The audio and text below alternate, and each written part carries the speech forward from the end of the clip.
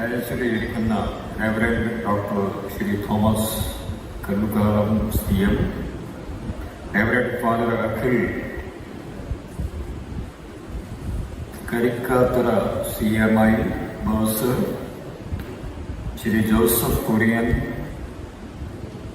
Miss Shiyana Jakir Hussain, doctor Jobin Kottaram, reverend father Philipose, miss Anitha Sajan, സദസ്സിലിരിക്കുന്ന ക്രിസ്തു ജ്യോതി വിദ്യാനികേതനിൻ്റെ പ്രിയപ്പെട്ട students, parents, teachers, ആദ്യമായിട്ട് ഇന്ന് ഇവിടെ ഈ മെറിറ്റ് അവാർഡ് ഫംഗ്ഷനിൽ അവാർഡ് വാങ്ങാൻ പോകുന്ന കുട്ടികളോട് എൻ്റെ ഹൃദയം നിറഞ്ഞ ആശംസകൾ. മാത്രമല്ല, ക്ലാസ് 11th ഇന്ന് ഇവിടെ ഓപ്പണിംഗ് സെറമണി നടത്താൻ പോകുന്നു.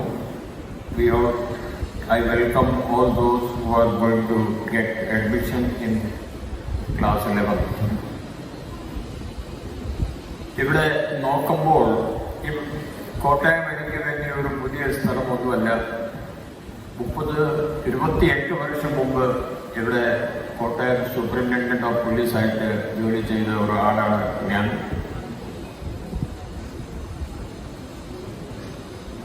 ഇവിടെ ഈ മൊത്തം സാഹചര്യം നോക്കുമ്പോൾ എനിക്ക് ഒരു പ്ലസന്റ് സർപ്രൈസ് പോലെ തോന്നുന്നു. കിൻഡർ ഗാർഡൻ സ്കൂൾ മുതൽ കോളേജ് വരെയുള്ള 7 institutions, LP school, UP school, higher secondary school, college, KG, ഒരു 7000 കുട്ടികൾ ഇവിടെ പഠിക്കുന്നു. അത് കാണുമ്പോൾ ഒരു മനസ്സിലുള്ള ഒരു സന്തോഷം. ചവറ ഫാദർ, അദ്ദേഹത്തിൻ്റെ കാര്യം നമുക്ക് എല്ലാവർക്കും അറിയാം. 19th സെഞ്ച്വറിയിൽ ജനിച്ച ഫാദർ ഏകദേശം അന്ന് ശ്രീനാരായണ ഗുരു അദ്ദേഹത്തിൻ്റെ സമയത്തിൽ അദ്ദേഹം ഏകദേശം 150ഓളം സ്കൂൾ കോളേജുകൾ അദ്ദേഹം അന്ന് തന്നെ തുടങ്ങിയിട്ടുണ്ടായിരുന്നു. നമ്മുടെ സെൻട്രൽ കേരളയിലെ ഏകദേശം എവിടെ പോയാൽ അദ്ദേഹം തുടങ്ങിയ ഒരു സ്ഥാപനം നമുക്ക് എപ്പോഴും കാണാം. അദ്ദേഹത്തിന്റെ ശ്രമങ്ങൾ കൊണ്ട് ആയിരിക്കാം ഇപ്പോൾ കേരളം ഇന്ത്യ രാജ്യത്തിൽ സാക്ഷരതയുടെ കാര്യത്തിൽ 1ാമത്തെ സ്ഥാനത്തിൽ ഇരിക്കുന്നത്. 2ാമത്തെ കാര്യം, ഇവിടുത്തെ PTA പ്രസിഡന്റ് ജോബി കൊട്ടാരത്തിനെ സംബന്ധിച്ചാണ്. അദ്ദേഹം തിരുവനന്തപുരത്തിൽ അബ്സല്യൂട്ട് സിവിൽ സർവീസ് അക്കാഡമിയുടെ പേരിൽ ഒരു അക്കാഡമി നടത്തുന്നു. അദ്ദേഹത്തിന്റെ പ്രത്യേകത പറഞ്ഞു വെച്ചാൽ, തിരുവനന്തപുരത്തിലെ ഏകദേശം 25ഓളം സിവിൽ സർവീസ് അക്കാഡമി പരിശീലനം കേന്ദ്രങ്ങൾ ഇപ്പോൾ തുടങ്ങിയിട്ടുണ്ട്, ഡൽഹിയേക്കാൾ കൂടുതൽ.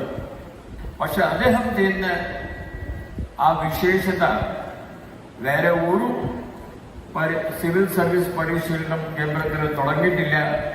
അത് നിങ്ങൾ ഏതായാലും അറിഞ്ഞിരിക്കണം. അതായത് ഫിസിക്കലി ഹാൻഡിക്യാപ്ഡ്, അതായത് ഫിസിക്കലി ചാലഞ്ച് കുട്ടികൾക്ക് വേണ്ടി അദ്ദേഹം പ്രത്യേകം ഒരു പരിശീലനം നടത്തുന്നു. കഴിഞ്ഞ 3-4 വർഷത്തിൽ 3-4 കുട്ടികൾ കാലില്ലാത്ത, കൈയില്ലാത്ത, കേൾക്കാനുള്ള കഴിവില്ലാത്ത സിവിൽ സർവീസിൽ കയറിയിട്ടുണ്ട്. ഈ കാര്യം ഞാൻ ആ ഒരു മഹാനായ കാര്യത്തിന് വേണ്ടി ജോബിനോട് എൻ്റെ ഹൃദയം നിറഞ്ഞ ആശംസകൾ നേടുകയാണ്.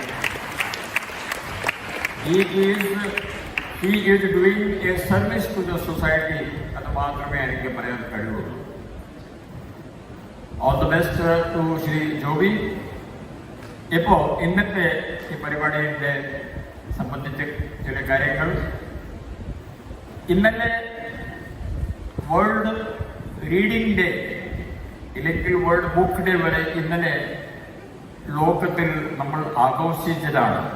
അത് ഒരാഴ്ച വരെ നീണ്ടു പോകാനുള്ള ഒരു പരിപാടിയാണ്.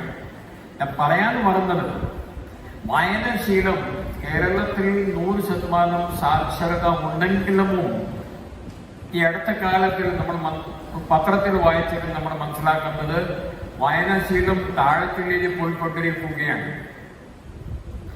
100% സാക്ഷരത്വം നമുക്ക് തീരെ പറയാൻ പറ്റുന്നില്ല. ഇപ്പോൾ 90% മാറിയിരിക്കുന്നു. കാരണം ഇവിടെ 60 ലക്ഷം അന്യ സംസ്ഥാന തൊഴിലാളികൾ ഇവിടെ ജോലി ചെയ്യുമ്പോൾ ഒരു പക്ഷെ അവർ പഠിക്കാത്തത് കൊണ്ടായിരിക്കാം ഈ 100% നിന്ന് 90%ത്തിലേക്ക് നമ്മുടെ സാക്ഷരത കുറഞ്ഞു പോയത്. അപ്പോൾ കുട്ടികളോട് എനിക്ക് പറയാനുള്ളത്, വായനാശീലം നിങ്ങൾ സ്കൂളിൽ പഠിക്കുമ്പോൾ തന്നെ വേണം ഇത് നന്നാക്കാം. അതിനുവേണ്ടി കുട്ടികൾക്ക് ചെയ്യാനുള്ളത് 1-2 കാര്യങ്ങളുണ്ട്. ഒന്ന്, അത് ടീച്ചർമാരും ശ്രദ്ധിക്കണം. അവർ ലൈബ്രറിയിൽ കൊണ്ടുപോകാനുള്ള ഒരു പീരീഡ് എങ്ങനെയെങ്കിലും നമുക്ക് ഒരു ആഴ്ചയിൽ 1 പ്രാവശ്യമോ 2 പ്രാവശ്യമോ നമുക്ക് ഉണ്ടാക്കിയേ പറ്റൂ. They have to be taken to a library. അവർ പഠിക്കുകയോ വെറുതെ ഇരിക്കുകയോ അത് നമ്മൾ പിന്നെ നോക്കാം. പക്ഷെ അവിടെ പോയി ഇരിക്കാനുള്ള ഒരു സാഹചര്യം സ്കൂൾ ഉണ്ടാക്കി തന്നെ മതിയാവും. 1. 2, ഇവിടെ ചില സ്കൂളുകളിൽ ഞാൻ പോയി, അവർ നല്ല ഒരു പരിപാടി തുടങ്ങിയിരിക്കുന്നു. എല്ലാ ക്ലാസ്സുകളിൽ അവർ 100-100ഓളം 150ഓളം പുസ്തകങ്ങൾ ഒരു സൈഡില് അവർ വെച്ചിരിക്കുന്നു പെർമനന്റ്ലി. അപ്പോ അത് എന്തുകൊണ്ട് ലക്നൗ അവിടുത്തെ സ്കൂളിലെ ഹെഡ് മാസ്റ്ററിനോട് ഞാൻ ചോദിച്ചപ്പോൾ പറയുന്നു, ടീച്ചർ അവർ എപ്പോഴും ക്ലാസ് ഉണ്ടാവില്ലല്ലോ ടീച്ചർ. അപ്പോൾ ക്ലാസ് ഇല്ലാത്ത സമയത്ത് കുട്ടികൾ എന്ത് ചെയ്യുക? ചിലപ്പോൾ ആ ബുക്ക് എടുത്തിട്ട് അവർ വായിക്കും. അങ്ങനെയാണ് അവർക്ക് വായനാശീലം ചിലപ്പോൾ കൂടാനുള്ള സാധ്യത ആ ഹെഡ് മാസ്റ്റർ കണ്ടുപിടിച്ചത്. അത് ഇവിടെയും തുടങ്ങാൻ സമയം കഴിഞ്ഞു എന്നാണ് എൻ്റെ അഭിപ്രായം. If it is not done as a trial basis, അത് നമുക്ക് ചെയ്ത് നോക്കാനേ ഉള്ളൂ. പ്രോബബ്ലി ദാറ്റ് ഹാബിറ്റ്, അതായത് ക്ലാസ്സിൽ എപ്പോഴും ഒരു വായിക്കാൻ രസകരമായ കുറെ ബുക്കുകൾ അവിടെ കിടക്കുന്നു. കുട്ടികൾ അത് ചിലപ്പോൾ അത് എടുത്തിട്ട് വായിക്കാൻ തുടങ്ങും. അങ്ങനെ ആയിരിക്കും വായനാശീലം കൂട്ടുക. 3, പണ്ട് സ്കൂൾ കുട്ടികൾ ഒരു കുട്ടികളുടെ മാഗസീൻസ് വായിക്കുകയായിരുന്നു. ഞങ്ങളൊക്കെ കേരളത്തിൽ വരുമ്പോൾ അന്ന് ഞാൻ വായിച്ച ഒരു മാഗസീൻ എനിക്ക് ഓർമ്മ ഉണ്ട്. ബാലഭൂമി, ബാലരമ, ഒരു പൂമ്പാട്ട പറഞ്ഞ അങ്ങനെ ഒരു മാഗസീൻ. അതിനകത്ത് ഒത്തിരി കാര്യങ്ങൾ നമുക്ക് വായിക്കാൻ പറ്റും. നമ്മുടെ ഭാഷവും നന്നാവും, മലയാളവും നന്നാവും. പക്ഷെ കുട്ടികൾ ഇപ്പോഴത്തെ ഈ മാഗസീൻസ് എത്രത്തോളം അവർ വായിക്കുന്നുണ്ട് എനിക്ക് സംശയമുണ്ട്. My request to the parents is, അവരുടെ വീട്ടിൽ മാജിക് പോട്ട്, ബാലഭൂമി, വർണ്ണമ ഏതൊരു മാഗസീൻ ന്യൂസ് പേപ്പറിന്റെ കൂടെ വർത്താൻ ഏർപ്പാട് ചെയ്യണം. വീട്ടിലെ മാഗസീൻ ഉണ്ടെങ്കിൽ കുട്ടി വായിക്കാൻ കുട്ടിക്ക് ഗുണമുണ്ടാവും, ഭാഷ നന്നാവും. ഇതൊക്കെയാണ് നമ്മുടെ വായനാശീലം കൂട്ടാൻ വേണ്ടി നമ്മൾ ചെയ്യാനുള്ള പ്രയത്നങ്ങൾ. രണ്ടാമത്തെ കാര്യം, കുട്ടികൾ സ്കൂളിൽ ശ്രദ്ധിക്കുന്നത് ഭാഷ നന്നാക്കണം. അതായത് മിക്കവാറും എല്ലാ സ്കൂളുകളിൽ ഇംഗ്ലീഷ് മീഡിയം സ്കൂൾസാണ്. അത് മാത്രം പോരാ. ഒരു കുട്ടിയെ പുറത്ത് സ്റ്റേജിൽ കൊണ്ടുവന്നിട്ട് ടീച്ചറോ ഇല്ലെങ്കിൽ ഞങ്ങളെ പോലെയുള്ള ആൾ ഒരു സബ്ജക്ട് കൊടുത്താൽ 5 മിനിറ്റ് ഈ കുട്ടിക്ക് സംസാരിക്കാനുള്ള കഴിവുണ്ടായിരിക്കണം.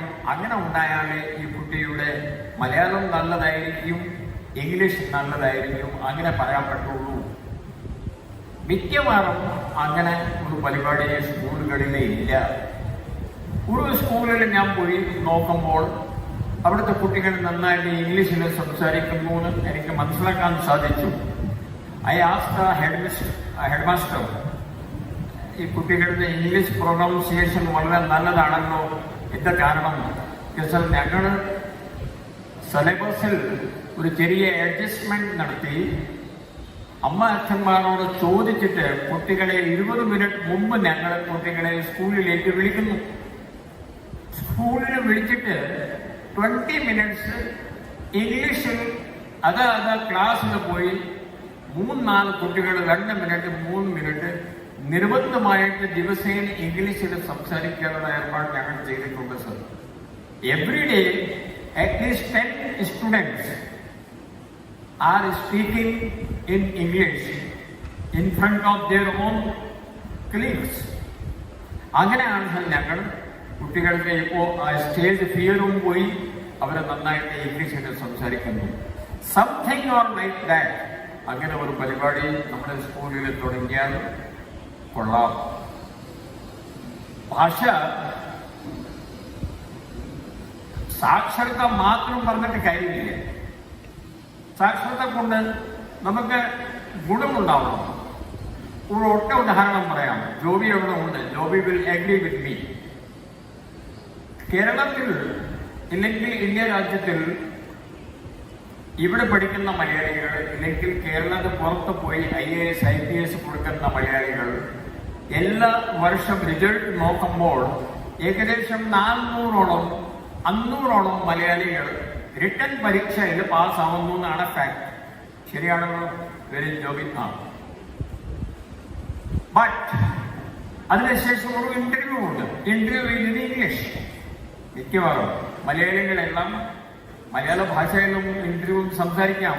ബട്ട് 99% കുട്ടികൾ ഇംഗ്ലീഷിൽ ഇന്റർവ്യൂ കൊടുക്കാനാണ് തീരുമാനിക്കുന്നത്.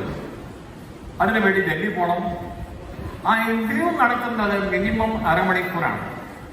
അരമണിക്കൂർ പല ചോദ്യങ്ങൾ അവർ ചോദിക്കുന്നു, കുട്ടി മറുപടി തരുന്നു. അതിന്റെ പ്രാക്ടീസ് കേരളത്തിൽ ഇല്ല. ഈ ജോബിയൊക്കെ ഞങ്ങളെ വിളിക്കും. ഡൽഹിയിലെ ഇന്റർവ്യൂ നടക്കുന്നതിന് മുമ്പ് മോക്ക് ഇന്റർവ്യൂസ് ഞങ്ങൾ ഈ സിവിൽ സർവീസ് അക്കാഡമികളിൽ പോയി ഞങ്ങൾ എടുക്കും. ഞാൻ കണ്ട കാഴ്ചപ്പാട്. എനിക്ക് കൂടുതൽ ചോദ്യങ്ങൾ ചോദിക്കാൻ താല്പര്യമുണ്ട്. പക്ഷേ ഈ കുട്ടിക്ക് മറുപടി പറയാൻ പറ്റുന്നില്ല ഇംഗ്ലീഷിൽ. കുട്ടിക്ക് കാര്യങ്ങൾ അറിയാം, ബട്ട് പ്രാക്ടീസ് ഇല്ലാത്തത് കൊണ്ട് അവർക്ക് പഠന പ്രവാഹത്തിൽ സംസാരിക്കാൻ പറ്റുന്നില്ല. സമയം പോയിക്കൊണ്ടിരിക്കുന്നു. Where I should have asked 15 questions, but since he is not replying fast, I am only able to ask 7 or 8 questions. ആർക്കാ നഷ്ടം? ഈ കുട്ടിക്ക്. ഞാൻ കുട്ടികളോട് ചോദിച്ചു, നിങ്ങളുടെ പഠനം സംസാരിക്കാത്ത എന്താ? അവിടെ UPSC-യിലെ they won't wait for you. അവർ നിന്ന് പൊക്കളം പറയും. ഈ കുട്ടിക്ക് സംസാരിക്കാൻ പറ്റില്ലല്ലോ. ഇംഗ്ലീഷിൽ പ്രവാഹത്തിൽ സംസാരിക്കുന്നു. നമ്മളിപ്പോൾ കുട്ടികൾ സംസാരിക്കുന്നത് എങ്ങനെയാണ്? Sir, in my opinion what this should be the cause. ഇങ്ങനെ നമ്മളവിടെ സംസാരിക്കുന്നത് പ്രവാഹത്തിലാണ്.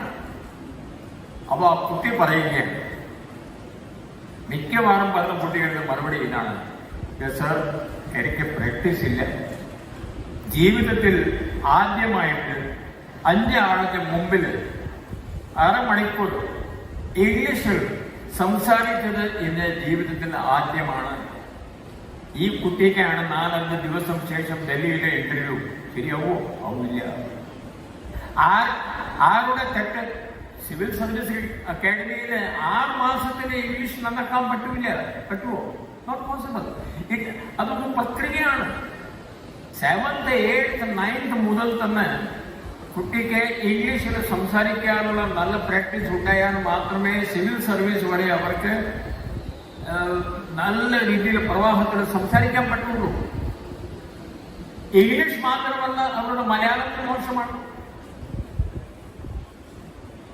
ഞാനൊരു പുസ്തകം എഴുതിയിട്ടുണ്ട്. അതിന്റെ കോപ്പി ഞാൻ ഇവിടെ തരാം. പ്രിൻസിപ്പൽ സാറിനോട് ഞാൻ തരാം. ഒരു ഉദാഹരണം ഇതൊന്ന് കേൾക്കണം. ഇന്നലെ ഒരു സ്കൂളിൽ പോകുമ്പോൾ 9ാമത്തെ ക്ലാസ്സിന്റെ കുട്ടിയാണ് കേട്ടോ. അപ്പൊ പറഞ്ഞു, സാറേ എനിക്ക് സാറിന്റെ ബുക്ക് ഞാൻ വാങ്ങിയിട്ടുണ്ട്, സാർ ഒന്ന് ഉപ്പിട്ട് തരാമോ? അതിന്റെ മേലിൽ ആകെ ഞാൻ എഴുതിയത്, പ്രിയപ്പെട്ട ആകാശ്, എന്റെ ഹൃദയം നിറഞ്ഞ ആശംസകൾ. പിന്നെ ഞാൻ മലയാളത്തിൽ എന്റെ പേര് ഋഷിരാജ് സിംഗ് എഴുതി. കുട്ടി വന്നു, ശരി sir, thank you very much. ഞാൻ പറഞ്ഞു, എന്താ ഞാൻ എഴുതി വായിക്കട്ടെ? അതോ സർ, ഞാൻ ഇന്ന് വൈകുന്നേരം അമ്മനോട് വന്നിട്ട് അമ്മ കൊണ്ട് ഞാൻ വായിപ്പിക്കും. എനിക്കിത് വായിക്കാൻ അറിയില്ല. This is happening almost in almost in every school, and they are supposed to pass this Malayalam exam. അവർ എങ്ങനെ പാസ് ചെയ്യുന്നു എന്ന് എനിക്കറിയില്ല. Malayalam is even worse.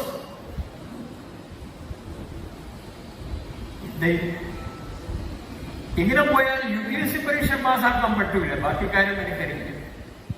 ഇത് നമുക്ക് മാറ്റണം. But this should have to start from 6th onwards.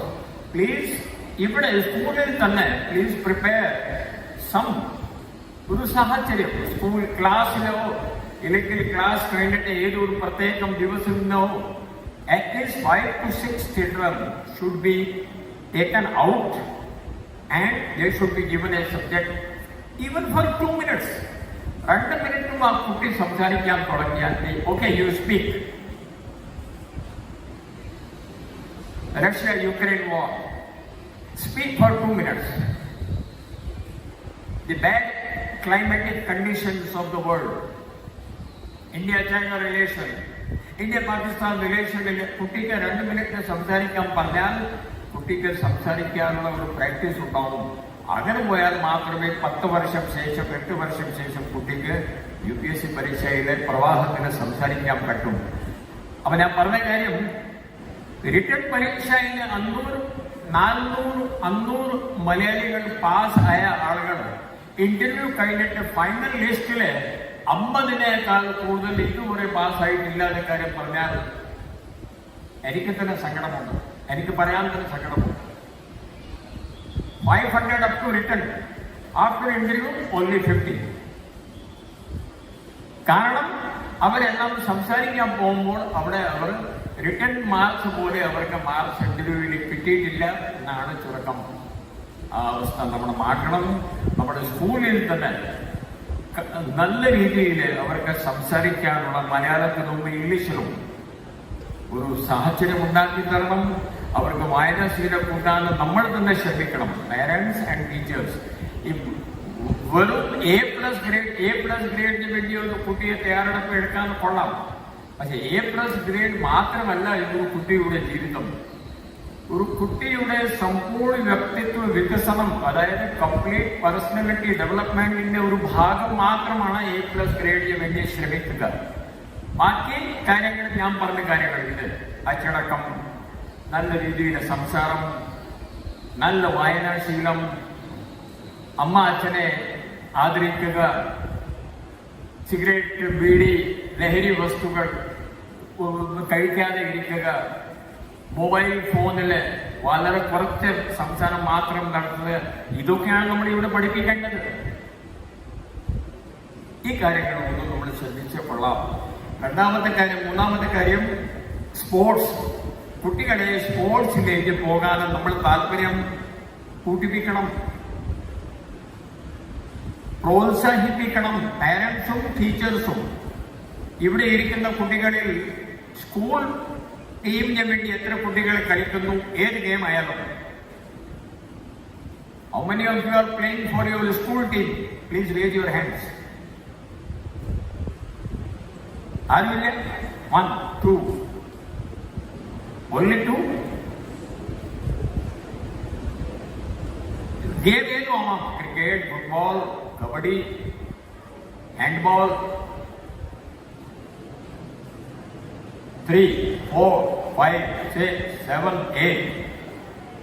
Yes, അത് വേണം. ഇപ്പോൾ സ്പോർട്സ് A+ ഗ്രേഡ് വാങ്ങിച്ചിട്ട് നമ്മൾ കുട്ടികൾ കൊണ്ട് പ്രതീക്ഷിക്കുന്നത് അവർക്ക് നല്ല 12th ക്ലാസ് കഴിഞ്ഞിട്ട് കുറെ പരീക്ഷ ഉണ്ടാവും.